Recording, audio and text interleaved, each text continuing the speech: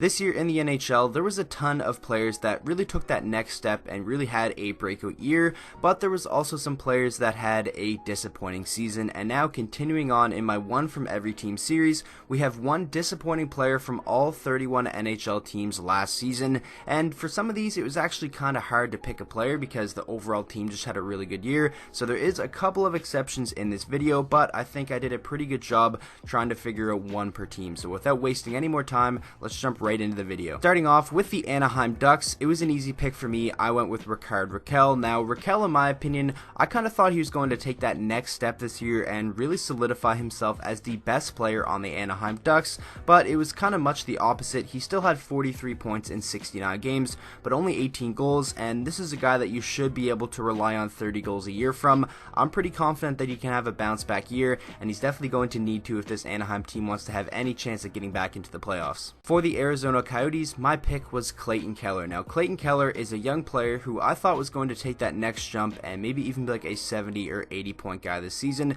but his point totals did take a pretty big hit. Only 47 points in 82 games, still was the leading scorer, but for a team that struggled to score, they really could have benefited if Clayton Keller took that next step forward. But I am more than confident that he's going to have a bounce back year, especially now that they have Phil Kessel and he won't be relied upon solely to get all the offense. For the Boston Bruins, my pick is David Backes. Now, the opposite of the first two players, he's older and he's most likely going to continue to get worse every year, but coming into the season, I still thought he would be a pretty solid piece for the Bruins and be able to give them like 40 to 45, maybe even 50 points, because just last year in the 2017-18 season, he had 33 points in 13 less games than he played this year. But this does make sense. He is 35 years old, but I definitely think Backes was the most disappointing player for Boston this past season, especially considering he's on that $6 million contract. For the Buffalo Sabres, this was a pretty easy pick for me. I decided to go with Carter Hutton. Now, when they signed him as a free agent, I didn't really have too high expectations for him as a starter, and he definitely had a year to forget. 18, 25, and 5 with a 3 goals against average and a .908 save percentage. I don't really think Carter Hart is better suited as a starting caliber goaltender, maybe more of like a tandem guy or even a backup in the right situation. I definitely think Buffalo needs to get the goaltending situation figured out if they ever want to make that jump back into the playoffs. Next up, we have the Calgary Flames, and this was another very easy pick, and it was James Neal. Now, I know he's not currently a member of the Flames, but this is one player that was disappointing last season, and James Neal obviously last year was a part of the Calgary Flames. 63 games played for James Neal, 7 goals and 12 assists for 19 points, and a lot of people agree that he was the worst active player on their team that was like consistently in the lineup. He was a healthy scratch in the playoffs, and it was just an abysmal year for James Neal. Hopefully a fresh start with Edmonton can really get him back up to the 20 goal scorer that I think he still can be. For the Carolina Hurricanes, my pick was Hayden Fleury, a young player, a former top 10 pick, now 23 years old, and he still isn't able to consistently crack that lineup. Yes, it is difficult because they do have a very, very strong blue line, but I think their patience could be running out for Hayden Fleury, and I wouldn't be surprised if this up-and-coming season is his last chance with Carolina. For the Chicago Blackhawks, my pick was goaltender Corey Crawford. Now, I know it isn't all his fault, coming off an injury and him just not being able to consistently play in practice. It definitely would be very difficult to come back and play a 39-game season. He went 14, 18, and 5, a 2.93 goals against, and a .908 save percentage, and Corey Crawford definitely wasn't the goalie he once was when he was backstopping this dynasty of a team.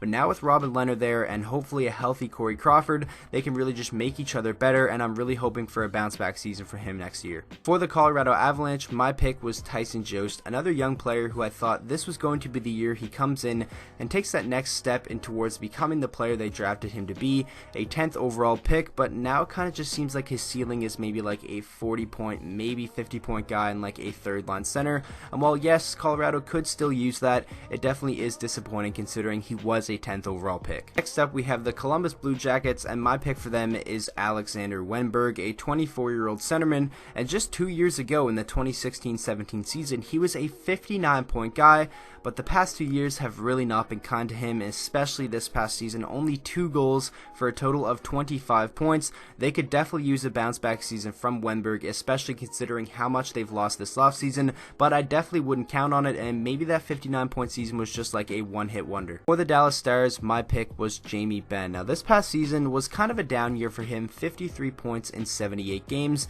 and I still think Jamie Benn should be good for at least 65 or 70 points. Yes, he still does other things like leadership and he's physical out there, but you need one of your top players to be scoring and scoring at a higher rate than he did this past season, especially if Dallas wants to be a top 3 team in that division next year. Next up, my pick for my favorite team, the Detroit Red Wings, is Jonathan Bernier. This was very easy for me, and when we signed him as a free agent last summer, I was kind of excited about it because I thought he could make Jimmy Howard better and they could kind of just compete for that number 1 spot and be a solid tandem, but it was much the opposite. Jimmy Howard was the clear-cut number 1 guy, and it seemed like when Jonathan Bernier was in the net, Detroit was playing like they had already lost. I'm really hoping for a bounce back year from him because if he plays like this again, there is no chance Detroit even gets close to the playoffs. For the Edmonton Oilers, my pick, pretty easy, Toby Reeder, 0 goals in 67 games, and this is a guy who once scored 19 goals with the Arizona Coyotes not too long ago, and I thought he was going to come into Edmonton and bring some much needed scoring depth, but it was just a very disappointing year. Obviously, he is no longer with the team, and it just seems like disappointment after disappointment. They keep piling up in this Edmonton organization. Hopefully they can get things together and be competitive next season, but I honestly wouldn't count on it. For the Florida Panthers, my pick was Roberto Luongo, but it's honestly not all his fault. He's now 40 years old, and his body kind of just started to give up on him, and he was played in 43 games. And as a 40-year-old, you can't really rely on him to be that solid, and goaltending, in my opinion, is what Florida always needed to get into the playoffs. Now they have that with Sergei Bobrovsky, but shout out to Luongo for a Hall of Fame career, but in my opinion, he was their most disappointing player last season, and it's kind of just based off of injury and stuff. For the LA Kings, my pick, this was very easy, Ilya Kovalchuk, and when he signed that deal last summer, everybody knew deep down it wasn't going to work out. Only 34 points in 64 games for Kovalchuk, sometimes found himself on the 4th line, which in my opinion isn't entirely his fault. I don't really think him and the coach were on the right terms, and I think if you're going to play Kovalchuk at all, you might as well play him on the top 2 lines or give him some power play time, but it was definitely just a really bad year for Kovalchuk with the LA Kings, and he's most likely going to be stuck there because that contract is certainly going to be tough to move. Next up, we have the Minnesota Wild, and my pick for them was Jason Zucker. Now, the 2017-18 season was a career year for Jason Zucker, 30 goals, 60 plus points, and then he signed that hefty contract last summer, which, yes, there was some risk to it, but I thought it was a safe deal because I was pretty high on Jason Zucker and thought he was going to be able to keep that up. But this past season, only 42 points for him, 20 goals in 81 games, and when you're on a contract like Jason Zucker is, you definitely need a little bit more offensive production. But this Minnesota team, I think they're kind of stuck in no man's land. I don't really know if they're trying to compete or head in a rebuilding direction, and I really wouldn't be surprised if we see Jason Zucker traded to a new team before next season. Next up, we have Victor Mete for the Montreal Canadiens, and this is kind of just one for the memes because there are so many Canadiens fans in my comments on Twitter just making jokes about Victor Mete still not having a goal, saying he's had so many grade A opportunities. I still think he had a pretty solid all-around season, but it definitely would have been nice to see him put one on the board, but I definitely think I can say with some confidence that he probably will score at least once next year. For the New Jersey Devils, this should come as a surprise to nobody, and that is Corey Schneider, a goaltender who's already established, and in my opinion, even though New Jersey wasn't very good, he still should have been better. A 6-13-4 record, 3.06 goals against,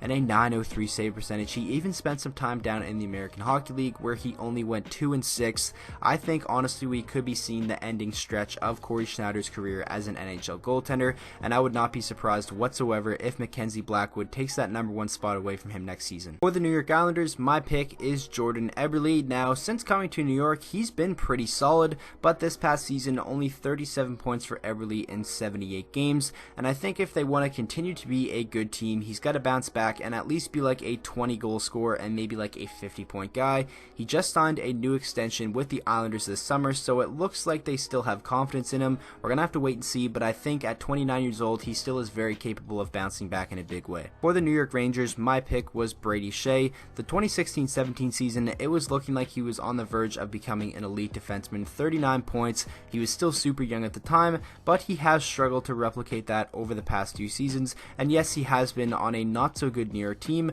but I think now that they are wanting to compete and wanting to contend for a playoff spot, he's going to have to get back to that and really round out his complete game. And I think at 25 years old, he's more than capable of bouncing back from just a couple of down years. For the Ottawa Senators, I'm just going to go ahead and say the team was just bad. I wasn't really disappointed with anyone's play.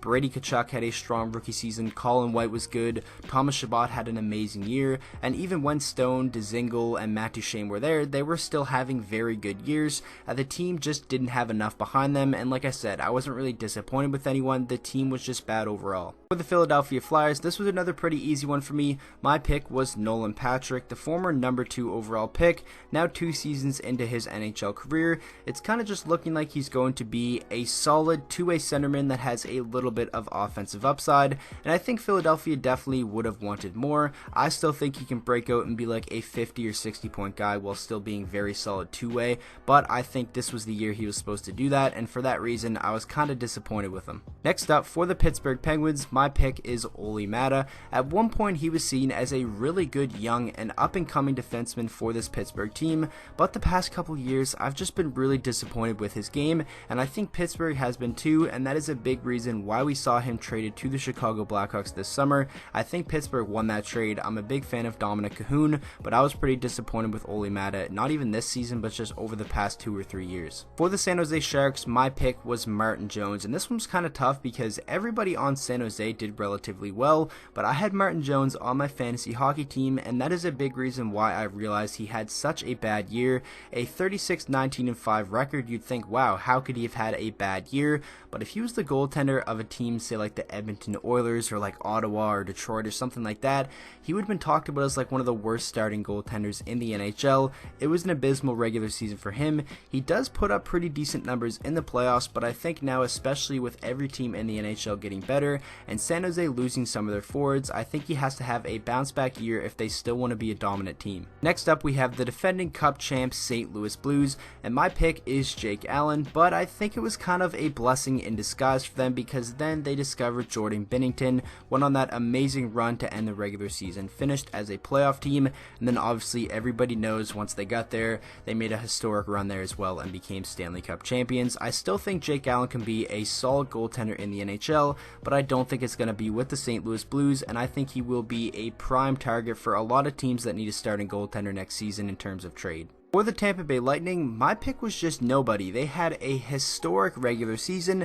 Now, if this was in the playoffs, that would have been a different story, but this video is based off the regular season, and I could have maybe nitpicked some guys, but I didn't want to do that, and I just want to give them the recognition they deserve for having such an amazing regular season. There probably is a good chance maybe they'll have a disappointing guy next season, but honestly, just looking back at everyone and how they played last year, I couldn't justify choosing anybody. For the Toronto Maple Leafs, everybody saw this coming. My pick was obviously William Nylander, 23 years old, obviously had the contract dispute which saw him hold out till around December, and that is obviously probably the main reason why he did have a down year with only 27 points in 54 games. I think he really did get his confidence back up at the World Championships, and I think William Nylander is a guy who could definitely score 70 plus points next season, especially if he stays on a line with Austin Matthews and they both stay healthy for the full season. William Nylander certainly did have a bad season for his standards, but it definitely isn't something anybody should worry about. For the Vancouver Canucks, this one was kind of tough because the team just overall exceeded expectations,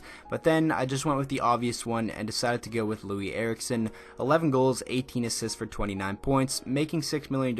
Obviously you need more scoring from him, but I think nowadays people don't really expect anything more, and now he's kind of just stuck there until he becomes an unrestricted free agent again when this contract is up. For the Vegas Golden Knights, my pick was Malcolm Subban. He had a very strong 2017-18 season backing out Marc-Andre Fleury, but obviously everybody on Vegas did, and this year he kind of came back down to earth, only an 8-10-2 record, a 2.93 goals against, and a 902 save percentage. I think Subban though can get back to being a solid backup. Now I think especially because he has some competition now that they brought in Garrett Sparks, I think that should make both of them better, but Subban definitely did have a down year compared to the 2017-18 season. For the Caps, my pick was Dmitry Orlov, and I feel like a lot of people might disagree, and that does make sense, but I feel like I just have some higher standards for Dmitry Orlov, and I honestly thought he was going to be a very, very good offensive defenseman, and maybe even be like a 45 to 50 point guy.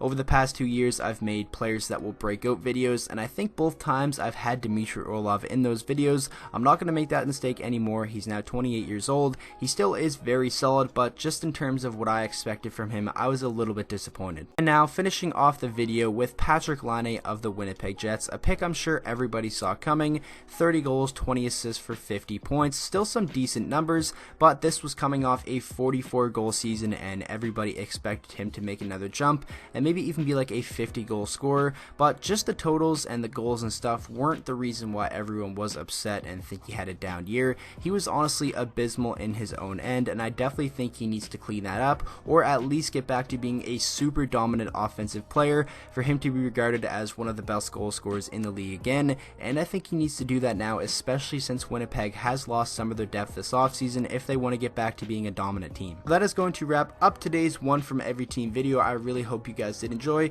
If you did disagree with some of my picks, just let me know what yours would be down in the comment section below. Thank you guys so much for all the support on the channel lately, and with that being said, make sure to drop a like on the video if you enjoyed and subscribe to the channel for daily NHL content, and I will see you guys all in the next video.